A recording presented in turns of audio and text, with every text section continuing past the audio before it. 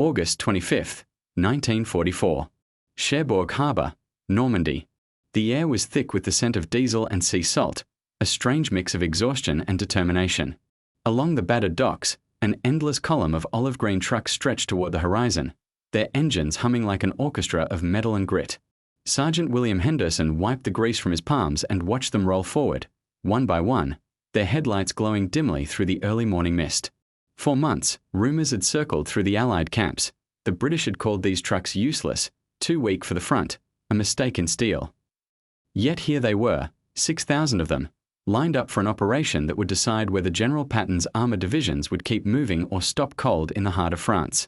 The letters GMC, stamped in metal on every hood, once stood for General Motors Corporation.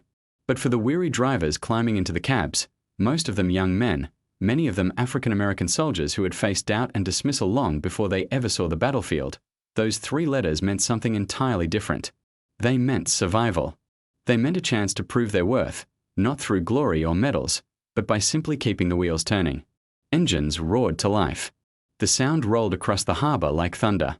Mechanics, drivers, and officers all watched as the first convoy began to move out. Each truck carried not soldiers, but something more vital: fuel, ammunition, and food for an army that had outrun its supply lines. Every gallon of gasoline, every crate of rations now meant momentum. Without it, the advance across France would grind to a halt. William Henderson leaned on his wrench and glanced at the truck nearest him. Its paint was chipped, the front fender dented, the engine coughing slightly as it started. By any standard, it was not a masterpiece of engineering, but it worked. And that was all that mattered. He remembered the stories from a few years earlier, when experts across the Atlantic had laughed at this design, when they said it was underpowered, clumsy, and destined for the scrapyard. Nobody back then could have imagined that this so-called failure would soon become the lifeline of the greatest military advance in modern history. As the convoy disappeared down the coastal road, the harbour fell into a brief, uneasy silence. The wind off the channel whipped through the flags and tarps, carrying the faint echo of hundreds of engines blending into a single, steady rhythm. It was the heartbeat of an army on the move, powered not by tanks or planes, but by trucks. And yet, the story of how those trucks came to exist, how an engineer's worthless design became the backbone of victory, began years before, far from the battlefields of Europe. It began in quiet factories and drafting rooms, with blueprints spread across workbenches and pencil marks that would one day redraw the map of a continent. In 1939, before the world had erupted into global conflict, the design rooms of General Motors in Pontiac, Michigan, buzzed quietly with ambition. The U.S. Army had issued a simple-sounding request: a medium truck capable of hauling 2.5 tons, driving off-road, and surviving any climate. On paper, it looked straightforward. In reality, it would challenge every assumption about what a military vehicle should be. At that time, America wasn't yet preparing for war. The factories still built buses, civilian trucks, and farm equipment. But a small group of engineers inside the GMC truck and coach division began sketching something different: a rugged six-wheeled transport vehicle, strong enough for the military yet simple enough to mass produce. They took their commercial AX series truck as a base and began transforming it, adding a second rear axle for better traction, strengthening the frame, and adapting it for rough terrain. When the prototype finally rolled out, it was designated ACK-WX 353. It wasn't glamorous, and certainly not fast. Its 248 cubic inch engine produced a modest 77 horsepower. By military standards, it was considered barely adequate. But to the engineers who built it, the truck represented a new idea, a workhorse that could be repaired anywhere, by anyone. France was the first to take interest. In late 1939, the French Army ordered 1,000 of these new American trucks. Production began almost immediately at the Yellow Truck and Coach Manufacturing Company, a division of General Motors. The trucks featured closed steel cabs, wooden troop benches, and a practical, almost plain design. There was nothing heroic about them, but they were dependable, or so everyone thought. Then came the lightning storm that changed everything. In May 1940, the German army swept through the Ardennes forest with terrifying speed. France collapsed in weeks. 2,000 of the newly delivered American trucks were seized intact and repainted with German markings. Ironically, they would soon carry supplies for the very army that had crushed their first owners. The remaining trucks, those still being produced in Michigan, were rerouted to Great Britain under emergency contracts. There, they faced their harshest critics yet. British test drivers examined the trucks with cold precision and saw only flaws. The wheelbase was too long for narrow European roads, the turning radius poor, the power insufficient for heavy loads. Their reports were scathing. Unsuitable for modern warfare, one concluded. Another described it bluntly as a fundamentally flawed design. To the British, the American truck seemed like a symbol of naivety, built for wide highways and gentle hills, not for the muddy, cratered roads of Europe. They sent many of the vehicles to the Soviet Union under Lend-Lease agreements, essentially discarding them. It might have ended there, just another failed prototype, forgotten in warehouses or buried in mud on foreign soil. But in Michigan, the engineers refused to give up. They took the criticism personally. Every negative report, every rejection became fuel for a redesign. They knew they could do better. They knew that perfection wasn't the goal, reliability was. When they went back to the drawing board, they kept the spirit of the original but reimagined everything else. More horsepower, stronger axles, a modular frame that could be adjusted for different tasks. They made a truck that didn't need to be brilliant, it just needed to work, again and again, no matter what the battlefield threw at it. By 1941, their creation had a new name, CCKW. The C meant it was designed in 1941. The second C stood for its conventional cab. K meant all-wheel drive. And W, dual rear axles. It wasn't sleek. It wasn't fast. But it would become the machine that moved an army. The redesign of the old, rejected truck began quietly, without fanfare or headlines. Inside General Motors' Pontiac plant, engineers, draftsmen, and mechanics worked late into the night, surrounded by blueprints, coffee cups, and the faint smell of oil. They weren't building a marvel of technology. They were building something that simply wouldn't quit. In 1941, the final version rolled off the line, the GMC CCKW, a name that would become as familiar to soldiers as Jeep. Its engine, a 270 cubic inch inline-six, delivered 104 horsepower, modest by any measure, but perfectly balanced for torque and endurance. It could haul 2.5 tons of cargo, and more if the driver was brave. The truck's frame was simple, a ladder of steel beams bolted and riveted for strength. Mechanics could fix almost any part with basic tools and a bit of creativity. Every piece of the truck was designed with a purpose. The 3-driven axles gave it 6-wheel drive. The short-nose cab allowed better visibility. The removable wooden cargo bed could be replaced or repaired in hours. Nothing about it was luxurious. The seats were thin, the steering heavy, the ride rough. But the truck had something far more valuable: dependability. At first, the Army was cautious. The truck looked unassuming, its rounded hood almost civilian. But as testing continued, it passed every trial with quiet confidence. It climbed hills, crossed mud, pulled artillery, and endured freezing cold without complaint. Where other vehicles broke down, the CCKW just kept moving. The engineers soon made another critical decision. They would build 2 versions. One, the CCKW 352, with a shorter wheelbase for towing artillery. The other, the CCKW 353, longer and better suited for cargo. This modular approach allowed a single design to serve dozens of roles: fuel tanker, workshop, medical truck, communications hub, even anti-aircraft platform. The same basic chassis could be anything the Army needed it to be. As war spread across the globe, the United States discovered that its most powerful weapon wasn't a new tank or fighter plane, it was industry. At Pontiac and St. Louis, the assembly lines ran without pause. Sparks flew, steel groaned, and new trucks rolled out every 7 minutes, day and night. Thousands of women filled the factory floors, replacing men who had gone overseas. They learned to weld frames, stamp panels, and assemble gearboxes with precision that would have stunned their pre-war supervisors. Soon, the numbers became staggering. By 1943, there were tens of thousands of CCKWs scattered across training grounds and ports. By 1945, General Motors had built more than 500,000 of them. The trucks were everywhere, on Pacific Islands, in North Africa, on the roads of England and Italy. They formed the veins and arteries of the Allied war effort. And yet, nobody truly understood how vital they would become, not until the summer of 1944. When Allied troops landed in Normandy on D-Day, the beaches turned into a chaotic ballet of movement.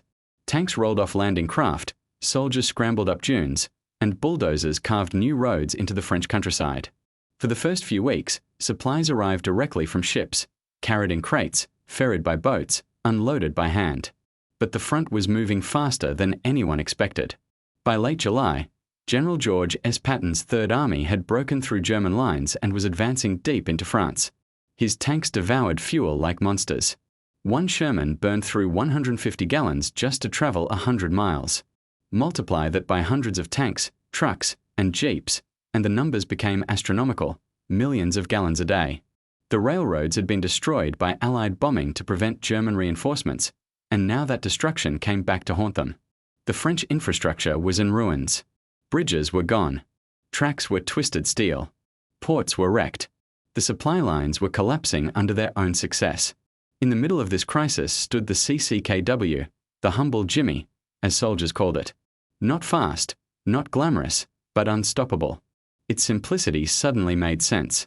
It didn't need special tools or perfect roads. It didn't need careful handling or precise maintenance. It just needed fuel and a driver willing to keep going. The truck's open cab design, introduced in 1943 to save steel, now proved a blessing. Drivers could leap in and out quickly, repairs were easier, and production never slowed. Each CCKW carried nearly 5 tons of cargo. It could ford rivers, climb muddy hills, and survive long hauls through shell-damaged roads that would have destroyed heavier vehicles. When the situation in France reached the breaking point, the Allies needed a miracle. They needed a supply system that could move faster than any army in history, across hundreds of miles of ruined countryside.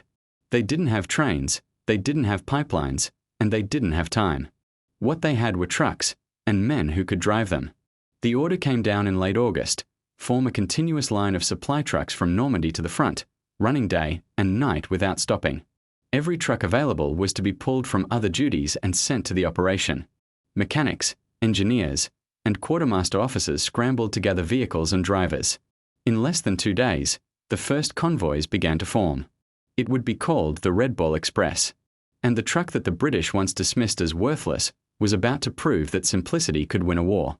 The idea was desperate and brilliant. In late August 1944, Allied logistics officers gathered in hastily set up tents, their maps covered in red pencil lines that stretched from the beaches of Normandy to the fields of eastern France.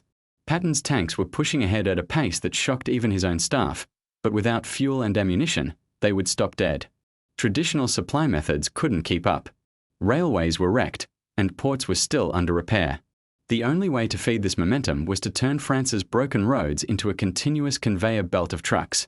They called it the Red Ball Express, named after the red circles once painted on express freight trains in the United States, which signaled that everything else must yield the right of way.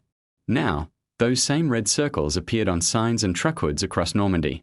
They marked the routes where military police would wave convoys through every intersection, where civilian traffic was banned, where the road never truly slept. The system was simple in theory: one road east, one road west. Loaded trucks would thunder toward the front lines, and the empty ones would return for more cargo. But theory was the easy part. In reality, the Red Ball Express was chaos held together by discipline and determination. The operation began officially on August 25, 1944, the same day Paris was liberated. At dawn, a low fog clung to the coastal plains near Cherbourg Harbor as thousands of engines rumbled to life. One by one, the trucks began to roll, 6,000 of them at first, with more to come. The line stretched farther than the eye could see, a river of steel and fuel barrels flowing eastward. Each truck was manned by 2 soldiers, often working in shifts that blurred day into night. Most of them were young, barely in their 20s. Nearly 3/4 were African American, men who had been told, directly or indirectly, that they were fit only for support roles. Now, they were about to carry the entire Allied advance on their shoulders. Training had been minimal. Some drivers had never sat behind the wheel of a vehicle before the war. A few days of instruction on how to double-clutch a non-synchronized transmission, a quick briefing on blackout driving, and they were declared ready. But nothing could prepare them for what lay ahead. Their trucks, the trusty GMC CCKWs, became their companions, their shelters, and sometimes their only defense. They were expected to carry 5 tons of cargo, but most drivers pushed far beyond that. Barrels of gasoline, crates of ammunition, spare tank parts, food, and even mail from home filled every inch of cargo space. On the return trip, they often carried wounded soldiers or German prisoners. Every journey was an endurance test. The trucks moved non-stop, engines growling for hours without rest. Officially, they were supposed to maintain 25 miles per hour, but in practice, many drivers disabled the engine governors to push 50 or even 60. On narrow, cratered French roads, at night, with only dim blackout lights, that speed was terrifying. The convoys ran under strict rules. Each line of trucks was led by a jeep, with another at the rear, and every major intersection was guarded by military police who ensured nothing, not even tanks or staff cars, could block their path. Accidents happened constantly. Trucks collided, overturned, or broke down. Mechanics followed behind in makeshift repair vehicles, patching what they could, salvaging parts when they couldn't. The men learned to drive by instinct. During night runs, they kept a 60-yard gap between vehicles, following the faint glow of the cat-eye lights on the truck ahead. One lapse in focus could mean disaster, a collision, a misturn, or a plunge into a ditch. But they kept going, fueled by coffee, adrenaline, and sheer willpower. Fatigue became their worst enemy. Drivers stayed awake for 36, sometimes 48 hours straight. Some chewed coffee grounds. Others sang loudly to stay conscious. Benzodrine tablets circulated among the men, a chemical answer to exhaustion, though they often made things worse, nerves frayed, reflexes dulled. A moment's inattention could send a fully loaded truck sliding off the road. The danger didn't just come from exhaustion. Though German air power had waned, occasional fighters still prowled the skies. When the sound of engines approached, drivers scattered, hiding their trucks under trees or in ditches. Some CCKWs were fitted with ring-mounted .50 caliber machine guns, not enough to fight off real attacks, but enough to give confidence when the shadows passed overhead. Even more frightening were the mines left behind on French roads. Drivers learned to spot disturbed soil and to never park on the shoulders. A single mistake could be deadly. Yet, despite every hazard, the convoys rolled on, day and night. Within just 5 days of operation, the Red Ball Express reached full capacity. On August 29th, nearly 6,000 trucks delivered more than 12,000 tons of supplies, far more than anyone had thought possible. Every drop of fuel, every bullet, every box of rations that reached the front meant another day of momentum for Patton's army. By early September, the Red Ball Express had become a legend. Civilians in liberated towns would stop to watch the roaring lines of CCKWs, engines howling, dust clouds trailing behind them. To the soldiers at the front, the sound of those engines was music, proof that they wouldn't be stranded, that the advance could continue. And for the drivers, the young men who barely slept, who braved exhaustion, rain, and air raids, it meant something even deeper. Each successful run was a quiet act of defiance. Every delivery was proof that they could do the impossible, no matter what anyone had said before the war began. The Red Ball Express was more than a supply line. It was a statement that determination, grit, and a few worthless trucks could achieve what strategy and technology alone could not. The Red Ball Express did not pause, not even for a single day. The convoys rolled across France like an unbroken chain, engines roaring, tires screaming, gears grinding through exhaustion. Every minute counted. Every delay could starve a division of fuel or ammunition. For the drivers, the road became their entire world, a narrow strip of cracked asphalt stretching endlessly toward the horizon. They lived behind the wheel. Meals were eaten in motion, often from tin cans balanced on the dashboard. Drivers learned to steer with their knees, one hand holding coffee, the other wiping sweat from their eyes. The trucks had no comforts, no heaters, no insulation, no proper seats. At night, the wind cut through the open cabs like a knife. Rain soaked their uniforms, caked their boots with mud, and froze their hands to the steering wheel. The worst enemy was fatigue. Men pushed themselves past the limits of human endurance. Some drove for 40 hours straight, eyes red and unfocused, their bodies running only on caffeine and adrenaline. The lucky ones had co-drivers to switch with. Others simply refused to stop, afraid that sleep would cost precious time. Crashes became routine, a truck drifting off the road, slamming into trees, flipping into ditches. Many never made it back. But for those still on the road, stopping was unthinkable. The mechanics were no less heroic. They followed behind the convoys in their own trucks, carrying spare parts, tools, and welding torches. Their workshops were the open fields of France, ditches, barns, and ruined courtyards.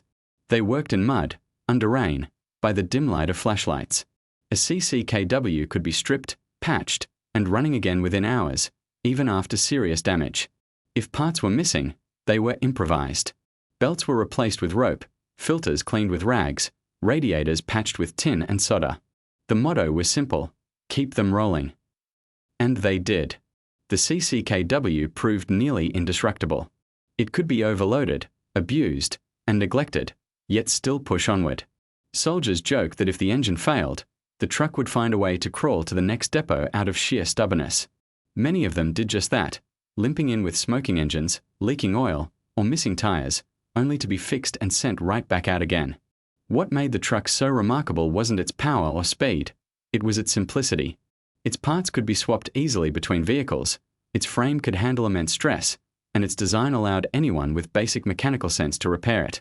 That was why the Jimmy, as the soldiers affectionately called it, became more than a vehicle. It became a lifeline, a loyal companion in an unforgiving landscape.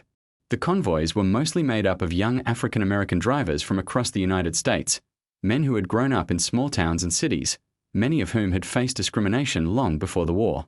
They were not given the glory of frontline combat, but now they held the power to decide whether the army moved or stopped. The success of the entire Allied advance rested on their shoulders. In total, over 17,000 African American drivers manned the Red Ball Express. They came from every corner of America: farmhands from Georgia, factory workers from Detroit, students from New York, and sharecroppers' sons from Mississippi. Most had never been outside their state before. Now they drove across war-torn Europe, through burned villages and cratered fields, delivering the supplies that kept the war machine alive. The army was still segregated. Black drivers ate in separate mess halls, slept in separate camps, and served under white officers. But on the road, in the constant chaos of the convoys, those divisions began to fade. When engines failed or tires burst, drivers helped each other regardless of color. Survival left no room for prejudice. What mattered was getting the load through, and they did. Military police guarded intersections, ensuring no convoy stopped, not even for tanks or generals' jeeps. Their orders were absolute. Red Ball traffic had priority over everything. Civilians were forced off the roads, signs with bright red circles marked the routes. And night driving became the norm. If a truck broke down, others swerved around it and kept moving. Mechanics would tow it aside and work on it as convoys thundered past in clouds of dust. Some nights, the drivers could see the glow of artillery on the horizon. They were close enough to hear the thunder of guns, close enough to feel the ground tremble beneath their wheels. They weren't soldiers in trenches, but they were never safe. German artillery sometimes reached the supply routes, and enemy aircraft occasionally swooped down, strafing the roads. The drivers learned to scatter their trucks, lights off, waiting silently under trees until the danger passed. Even with all that, morale remained fierce. They joked, they sang, they gave nicknames to their trucks: Betsy, Big Mama, the Iron Mule. They painted pin-up art on the hoods and scrawled messages on the doors. To many of them, those trucks were more than machines. They were home, friend, and weapon rolled into one. By early September, the Red Ball Express had moved hundreds of thousands of tons of fuel, ammunition, and supplies. The front was still advancing, and every mile forward meant more distance to cover. Yet somehow, the drivers kept pace. Their convoys stretched across France like arteries feeding a living organism, one that never slept.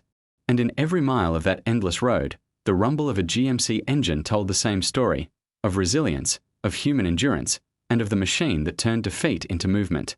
By mid-September 1944, the Red Ball Express had become the beating heart of the Allied advance. From the beaches of Normandy to the plains of Belgium, the trucks never stopped. The operation had turned into a living machine: 6,000 vehicles, 23,000 men, and a single mission: keep Patton's tanks moving. Every day was a record. 12,000 tons of supplies rumbled east daily: fuel, ammunition, rations, spare parts, and even entire engines. The convoys became a sight people never forgot. French civilians lined the roads to wave and cheer as the endless lines of olive-drab trucks thundered past, their Red Ball markings flashing in the sunlight. Some locals handed out bread, apples, or wine bottles as the trucks rolled by. The drivers smiled, waved, and kept going. There was no time to stop. The scale was staggering. Each day, 900 trucks were on the road simultaneously. Each carried up to 5 tons of supplies, and each journey stretched nearly 400 miles. The return trip took 2 days, sometimes more, and drivers often completed the loop 3 or 4 times a week. They learned to sleep in motion, heads resting against rattling windows, one hand still on the wheel. Accidents were constant. The roads were narrow and pitted, bridges temporary, and signs often missing. Trucks flipped, burned, or simply vanished into ditches. Convoys collided when drivers fell asleep. Yet the men behind the wheel refused to stop. They patched holes with scrap metal, tied broken fenders with wire, and kept the engines roaring. For every hour the trucks rolled, mechanics fought their own battle behind the scenes. They worked beside the roads, covered in grease and mud, patching engines that should have been replaced months earlier. Their tools were worn, their supplies short, but they made do. Mechanics cut gaskets from old shoe soles, used tin cans as temporary oil filters, and cannibalized wrecked vehicles for parts.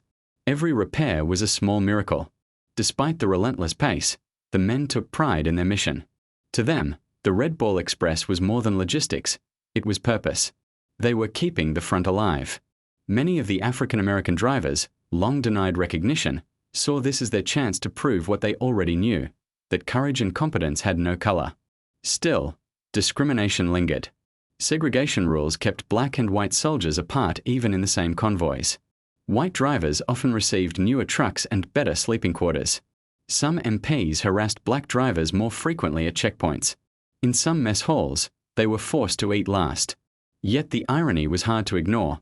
The majority of the men risking their lives to deliver the supplies were the very people the army kept separate. But in the dust and chaos of the open road, those divisions began to blur. Drivers helped one another when tires burst or axles cracked, regardless of color. When German shells landed near the route or aircraft strafed the convoys, everyone dove into the same ditches. Fear and fatigue were the great equalizers. And when the truck started moving again, nobody cared about skin color, only about keeping the wheels turning. One driver, Private James Rookett of the 514th Quartermaster Regiment, later recalled, "We drove all day and all night. Gasoline, food, ammo, anything Patton needed, we brought it. Sometimes we saw flashes from artillery just miles ahead. We were scared, but we kept driving. You didn't stop, not even when the road was on fire." His story echoed that of thousands of others who lived those same endless days. The Red Ball Express wasn't just supplying Patton's Third Army. It sustained the entire Allied front, First Army, British and Canadian units, even Free French forces. The success of every advance, every battle, depended on those convoys. Without them, the front would freeze. But the cost was enormous. Vehicles wore out faster than they could be repaired. Engines overheated, transmissions failed, and brakes burned out. By September, nearly a third of all trucks had serious mechanical issues, yet they stayed in service. Stopping them wasn't an option. Every available man was trained to perform basic repairs. Soldiers learned to drain radiators, change oil, or replace fan belts between deliveries. Improvisation became a survival skill. One legend among the drivers was the 2-ton Joe, a CCKW that supposedly drove for 3 weeks straight without a full engine stop, hauling fuel across France. Its driver slept in 15-minute bursts, engine idling the entire time.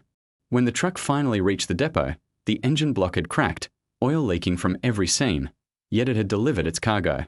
Stories like this spread quickly through the ranks, becoming folklore that gave exhausted men something to believe in.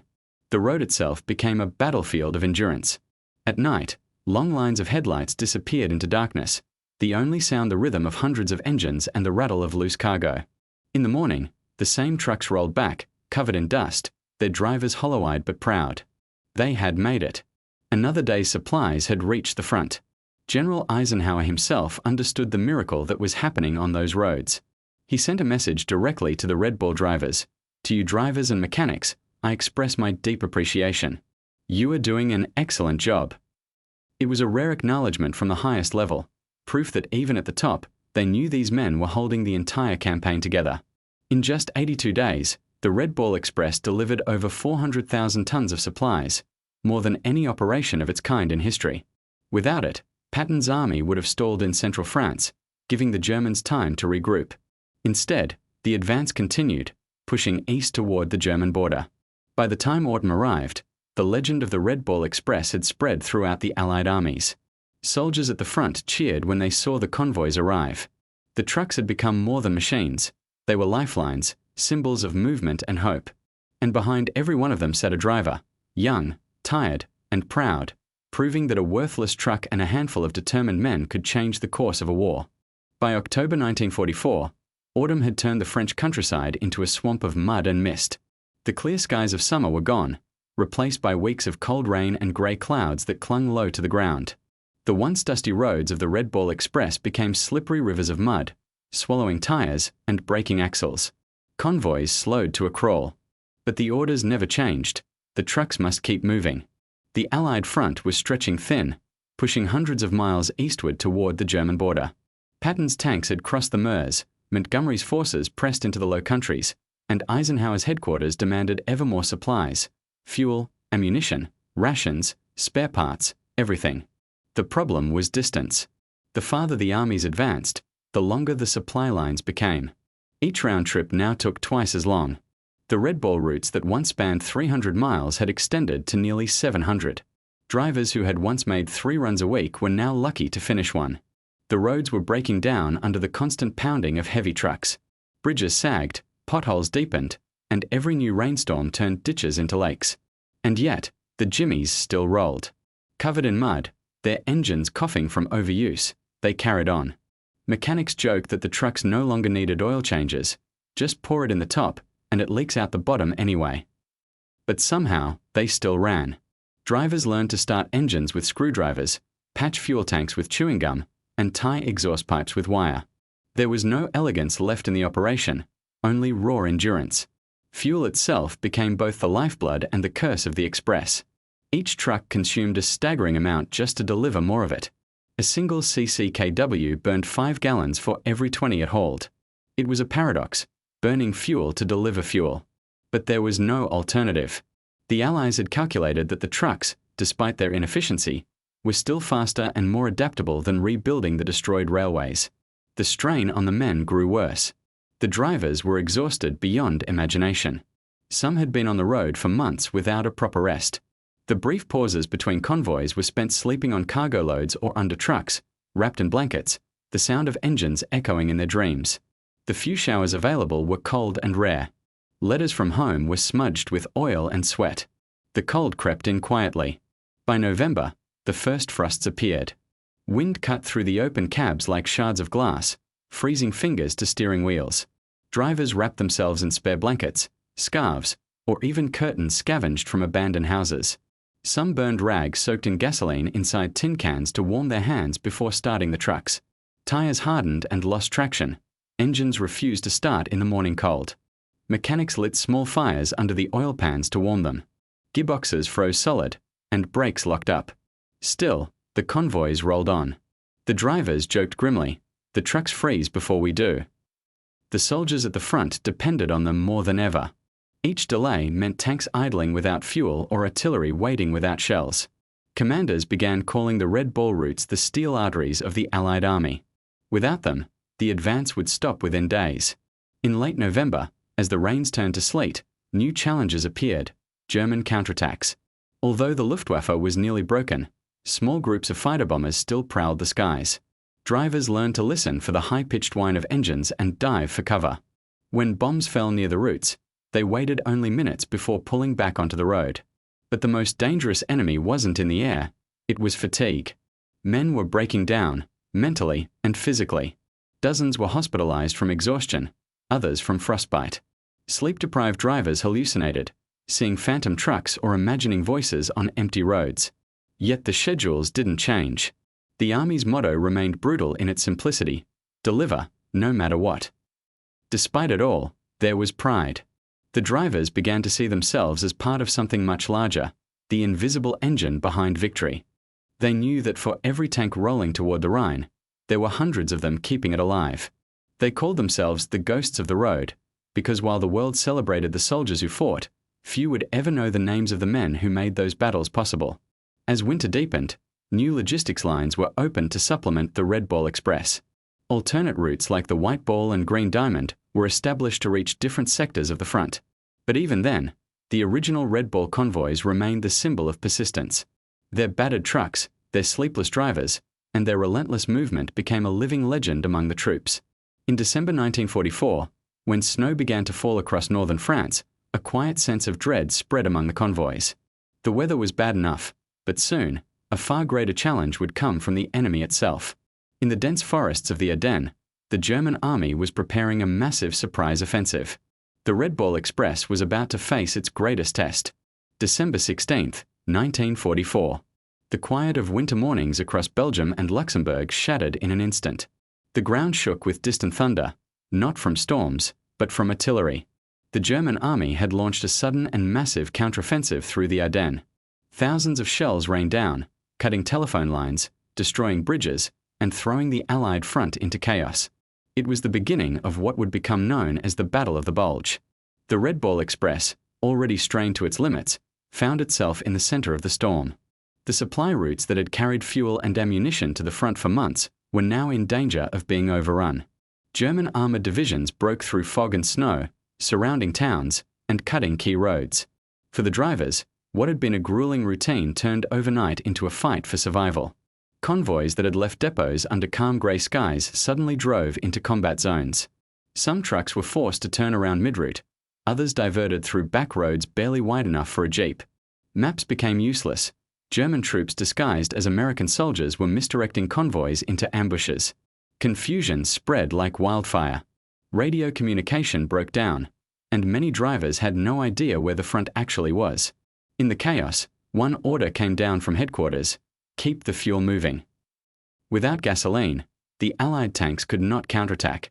Without ammunition, the soldiers in Bastogne would be trapped. The entire fate of the front, once again, rested on the trucks and their drivers.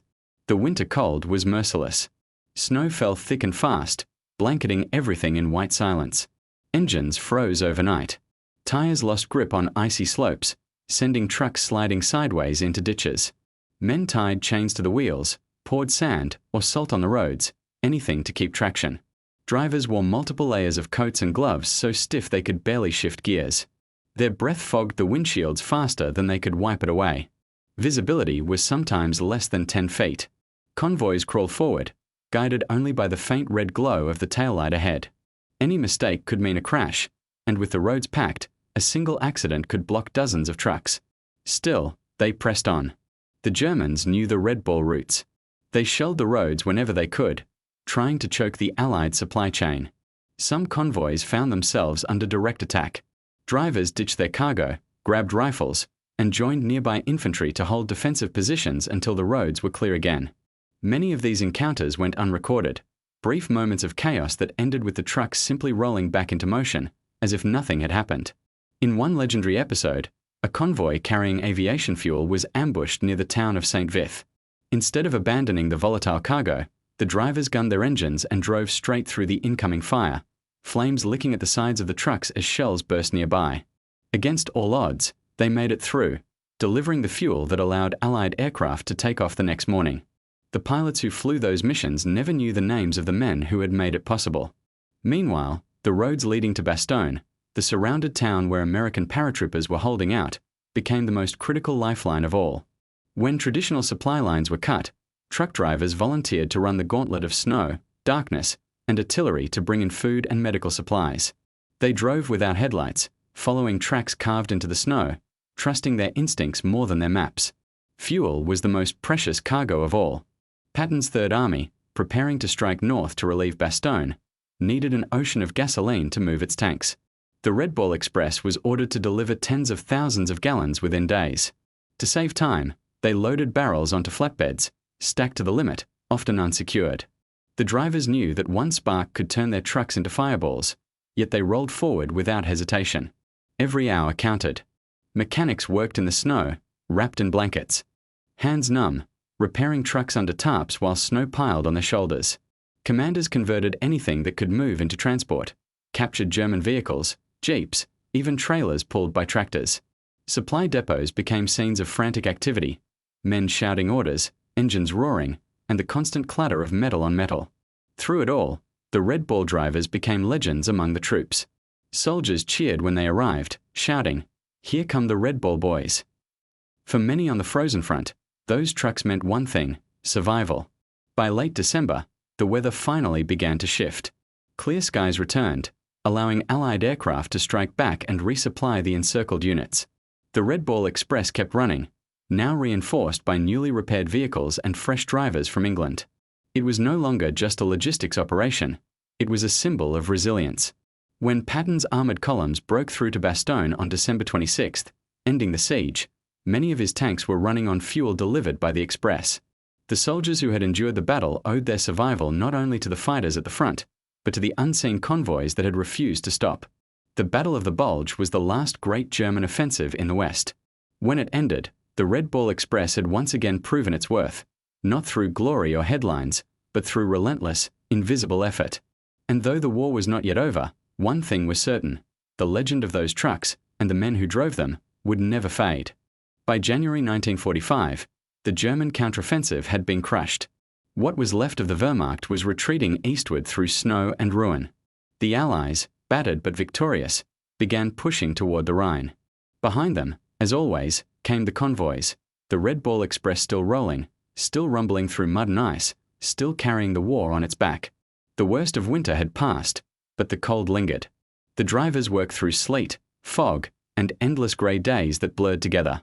The routes now ran deep into Germany, through destroyed villages and forests stripped bare. Bridges were down, railways shattered, and the only thing connecting the advancing armies to their supplies was the constant hum of those aging engines.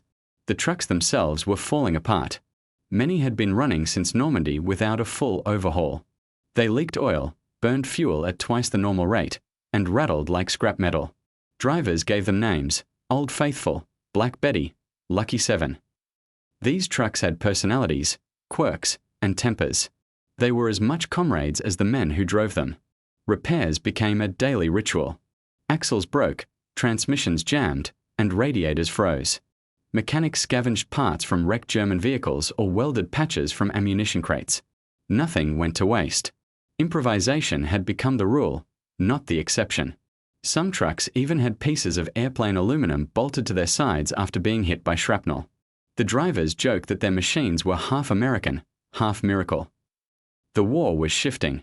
German resistance was crumbling, but the pace of the Allied advance kept increasing. Supplies had to reach new depots every day, and the Red Ball Express was now supporting millions of soldiers scattered across a front hundreds of miles long. Every bullet, every tank shell, every loaf of bread that reached the front came through their hands. Yet, the men were exhausted. Many had been driving since the summer of '44 without a proper break. Sleep deprivation was so severe that drivers started talking to themselves, humming endlessly just to stay awake. Some tied strings from their wrists to the ceiling so that if they nodded off, the pull would jolt them awake. There were no medals for this kind of endurance, only more road ahead. In February, the Red Ball routes were reorganized. The main express line was officially shut down, replaced by a network of smaller operations, the White Ball, Blue Ball, and XYZ convoys. But to the drivers, it was all the same. They still wore the same patches, painted the same red circles on their trucks, and called themselves Red Ball Boys. The name had become bigger than the operation itself. It was a symbol of persistence. As the Allies crossed the Rhine in March 1945, the final push toward victory began. The Red Ball Express followed, bringing fuel to tanks roaring across German highways, ammunition to artillery units pounding enemy fortifications, and food to liberated cities filled with civilians who hadn't seen a proper meal in years. Wherever the army went, the trucks followed. Sometimes they were greeted with cheers and flowers, sometimes with silence from people too tired or afraid to speak.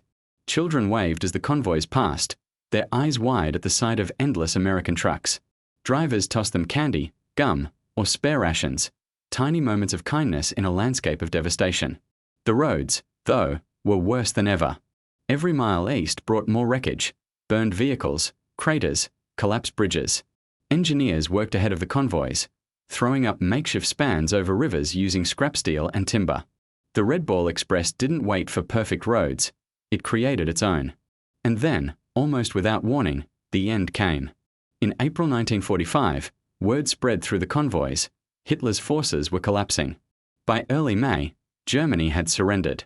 The guns fell silent.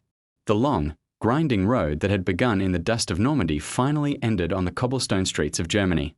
For the Red Ball drivers, there was no grand parade, no victory march. When the orders came to halt the convoys, it happened quietly. Trucks parked in long rows along empty fields. Engines cooled, ticking softly in the morning air. The men stepped down, stretched stiff legs, and looked around. For the first time in months, there was no destination ahead. Silence replaced the roar of engines. Some laughed, some cried, and others simply sat in their trucks, unsure of what to do without the road. The war was over, but their mission, their endless, sleepless movement, had defined them. For nearly a year, they had carried the weight of the war, mile by mile, barrel by barrel. Military historians would later write that the Red Ball Express was one of the greatest logistical achievements in modern warfare. In just 82 days of full operation, it had delivered over 400,000 tons of supplies. From August 1944 to the war's end, it kept entire armies alive and moving. Without it, the Allied advance across Europe would have stalled for months. But statistics told only part of the story. The true legacy was the men themselves, young, often inexperienced, many of them African-American soldiers who had fought not only the enemy, but also the prejudice of their own army. They had proven their skill, courage, and discipline under impossible conditions. The Red Ball Express became their triumph, a quiet rebellion against doubt. When the truck stopped, many drivers didn't want to leave. They had spent months living behind the wheel, their hands molded to the steering wheel, their eyes tuned to the rhythm of the convoy lights. One officer wrote that when the engines finally went silent, it felt like the heartbeat of the army had stopped. The Red Ball Express had done the impossible. It had outlasted mud, snow, shellfire, fatigue, and even the collapse of its own vehicles. It had turned ordinary drivers into legends, men who proved that wars aren't only won by soldiers with rifles, but by those who deliver the fuel to keep them fighting. When the war finally ended, Europe was a patchwork of ruins and rebirth. Cities that had been battlefields were filled with the sounds of hammers and rebuilding. The Red Ball trucks, still covered in mud and bullet scars, were now used to deliver food, medicine, and aid to liberated civilians. The same vehicles that had carried ammunition to the front now brought bread to starving families. The mission had changed, but the spirit remained. Many of the drivers stayed behind for a time, serving with occupation forces in Germany and France. They helped move displaced people, transport building materials, and rebuild the very roads they had once raced across under fire. Others were shipped to the Pacific, where the war still raged, their CCKWs rolling through jungles and island bases, proving once again that simple reliability mattered more than perfection. By 1946, most of the Red Ball trucks had been retired or sold to Allied countries under reconstruction programs. France, Belgium, and even newly liberated nations in Eastern Europe used them to restore transportation and industry. Some of those same vehicles kept running into the 1970s, a testament to their rugged design. Farmers used them, fire brigades repurposed them, and in distant corners of the world, a few still rumbled to life decades later. But for the men who had driven them, returning home was often more complicated. The African-American drivers who had carried the Allied war effort on their shoulders came back to an America that still saw them through the lens of segregation.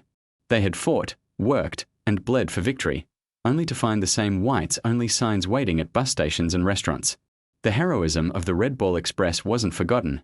It was simply ignored for a time. Still, the seeds of change had been planted. The war had shown the nation what these soldiers were capable of. Their discipline, courage, and technical mastery had shattered racist myths about who was fit for responsibility. Many veterans used the GI Bill to pursue education and careers that would have been impossible before. Some became community leaders, others joined the growing movement for civil rights. The determination they'd learned on the endless French roads would fuel their fight for justice at home. It took years before the Red Ball Express received the recognition it deserved. In the 1950s, Hollywood made a movie about the operation, but the real story was softened, rewritten to fit the times. The film showed camaraderie, but not segregation. It celebrated courage, but not the quiet endurance of men who had been doubted by their own army. For decades, their story lived mostly in memories, shared among veterans who gathered at reunions to swap tales of mud, engines, and laughter in the dark. Then came the historians. In the 1980s and 1990s, researchers and museums began to uncover the real story, not just of the trucks, but of the people. Oral histories recorded the voices of those who had driven through the night, of mechanics who repaired engines with nothing but wire and hope, of officers who realized too late how much they owed to the men they once underestimated. Exhibits were built in Washington, in New Orleans, in small towns where veterans still lived. At the National World War II Museum, one of the original CCKW truck stands today. Its green paint is faded, its tires cracked, but it still carries the red circle on the hood, the emblem of the Express. Visitors walked past it and read about the men who drove it, men who turned a worthless truck design into a machine that fed an army and changed history. Historians now call the Red Ball Express the backbone of Allied victory in Western Europe. General Eisenhower himself once said that without those trucks and their drivers, we could not have gone forward, we could not have won.